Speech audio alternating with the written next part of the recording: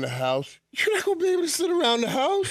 You're trading one boss for another. You know what I'm saying? Are you joking? I had to, man, it took me forever. I had to tell my lady, like, man, I'm sitting around when I first retired. She's like, what? I'm just chilling. So I take out the garbage. What do you mean take out the garbage? I'm not putting these hands on garbage. These hands got us out of the damn ghetto. What are you talking about? And then trying to tell me to do stuff all day. Tom has had 1 week of it. 1 week. My bishop told me this when I retired. He said, son, he said, now that you're retired, he said, I want to give you some good advice. I said, what's that, Bishop? What's that, big? Because I call him Daddy. You know, it's my spiritual father. I said, what's that, Bishop? He says, work your way back into the house. I said, what do you mean work my way? I pay all the bills. Yeah, work your way. The house been running fine for the last 20 years without you. You got to work your way. So Tom is at that stage. He just got home, and he's recognizing, man, I got to work my way back into my own house. You know what I'm saying? Over there, I was the boss. Over here, I am being bossed. Man, maybe never say never. You know, you start thinking about maybe going back. Never say never. You know, imagine how he's going to be in a month from now. That's what I'm telling you. I'm telling you. So, hey, he's going to show up at the combine. He's going to. All those quarterbacks, they better be ready, boy, because we got a great one on the sideline. In about a month, he's going to be looking for a job. I'm just telling you right now. Everything you think is not going to go down that way. You know, you were just king. Now you just peon. You were just king over the Tampa. At home, you just peon. You do all the work. Did you get depressed when you retired? I think everybody goes through a depression, if you want to call it a depression, or a re-identification. Now you're re-identifying who are you. You've been this great football player, and everybody every time you came around and cheered, and now, hey, boy, to know us has completely stopped. You trying to figure out who the hell am I? So that it truly is an adjustment, and we'll talk about it. You know, Tom has many other things that he's interested in, and all, but those things don't grab you like what you did. You know what I'm saying? You try to find things that grab you like that, but I don't know if you ever will. What's Kyler Murray doing? What's his end game? I don't know, but we're in this new time. And these young dudes now, you know, they have one. God gave them this thing, a divine apparatus called a mouth gate. That's to speak with. But since social media runs everything, they just speak through their social media. So he takes all of the Cardinals off his social media, which says to us, what the hell's going on? You know what I mean? We can't just sit here with what we do. We analyze and not wonder what's going on. And I'm telling you, man, I think this is going on all around. All these top quarterbacks are wanting, they want their money. So they're negotiating. You know, they're negotiating behind the scenes. And these numbers are getting so high for the salary cap. That's why Aaron Rodgers is going through it. Russell Wilson's going through it. I think Kyler Murray's already jumping out early and going through it. And everybody that come out and always tell you, it's not about money. Dude, it's always about money. And whenever they tell you it's not about money, it's about money. Were you good in negotiating with Jerry Jones and the Cowboys? I wouldn't say I was good. I was in there. You know what I'm saying? But this dude's been negotiating billions of dollar deals, and I just came off, you know, the ghetto. You know what I'm saying? So I don't want to say that I was good. I was in the room. But I love Jerry for always making me be in the room because he knew that the kind of numbers that we were talking about, I had never even, you know, thought of coming from where I was coming from. So he was trying to acclimate me. He said, Michael, we're going to be talking about some numbers I'm sure you never thought about. But you bring up a great point, though, Mike, is where you came from. Right. Like, if somebody said you're going to get paid $100,000. That was crazy money. You would have gone, oh, my God. Then all of a sudden you realize, wait, these guys getting this. Yeah, right. That ain't going to last. Hey, you're going to pay me $100,000 to go catch. I was doing that for free anyway. Yeah, I'll take that. Well, sort of for free. Right. At the U. Stop. Come on, Mike. Come on. Get out of here, Come man. on. You had name, image, and likeness. I am not Rich Eisen. It's not. We're Miami, not Michigan. How much? There's nothing going on at Miami. How much did you get paid? Man, stop that, man. I don't even remember that stuff. What are you talking talking about? Like got a free apartment. That was within the scholarship. Okay. Car? Great. What? Okay. No, I should have said what kind of car. What kind of car did you have? My first car. My brother gave me that first car. It was a little Toyota Tercel. I'll never forget it, the yellow car. And I told you guys this before. And it had, the floorboard? Floor missing out of the bottom.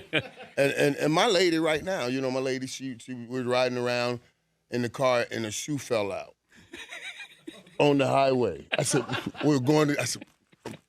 let me turn around and go get that. We waited. I had to park on the side. They dodge cars. Like they defensive back, grab that shoe and get back to the sideline and put it on. But we went on to dinner, man, and it was a big dinner. It was a Red Lobster. Yeah. So that was a big dinner then. You were killing it. I was killing it back then, boy. Red Lobster, that was some good days, man. What is Jerry Jones getting at? He keeps saying everything but.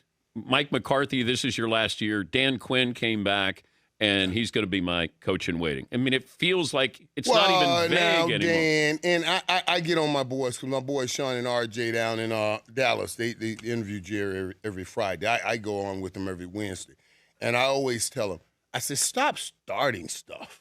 You guys start stuff. You ask Jerry a question, he says stuff, and then it goes national, and I got to be out here batting it down on the national stage.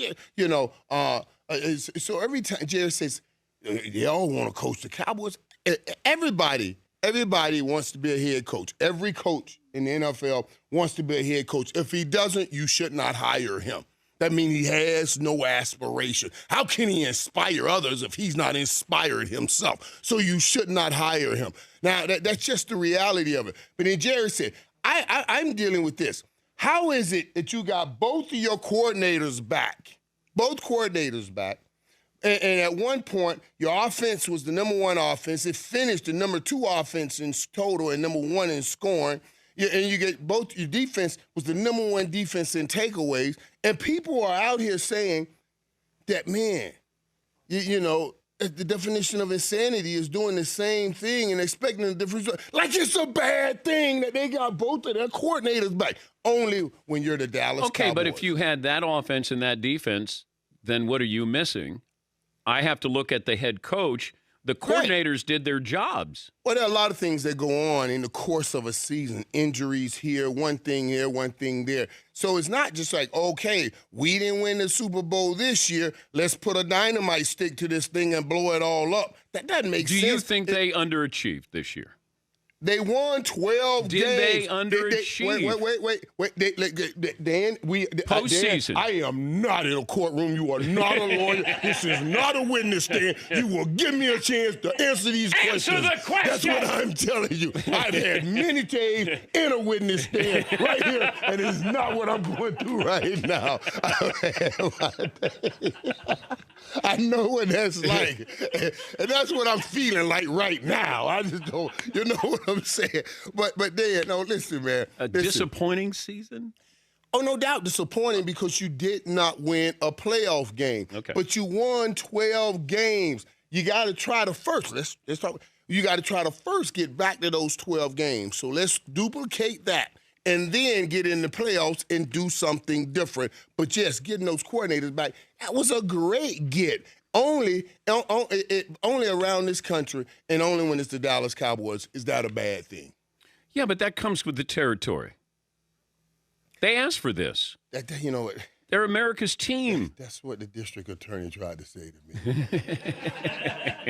It comes with the territory, Michael. You asked me. I said, no, I did. I didn't tell y'all to come in that hotel room. I was fine by myself. What he tried to tell me. That's true, too. I ain't lying. That's exactly what he tried.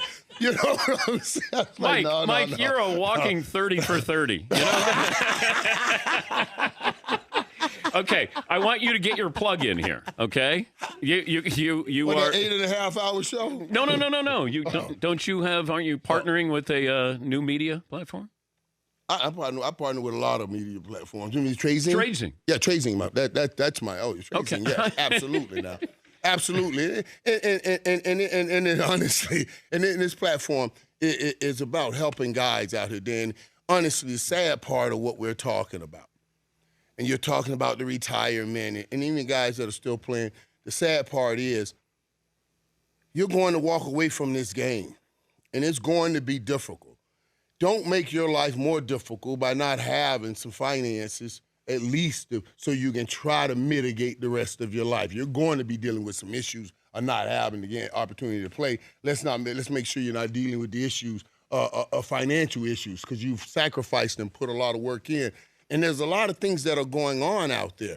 You know, all of these new everything coming in that we don't understand. I don't understand a lot of these Bitcoins, all of this stuff coming in. Crypto. So I wanted to put crypto, all of that cryptocurrency, everything. So I wanted to partner with somebody to get me an understanding of it, so I can try to make sure that we're all good. And I think I want to help everybody try to be all good. It's spelled Tradezing. Right, Tradezing.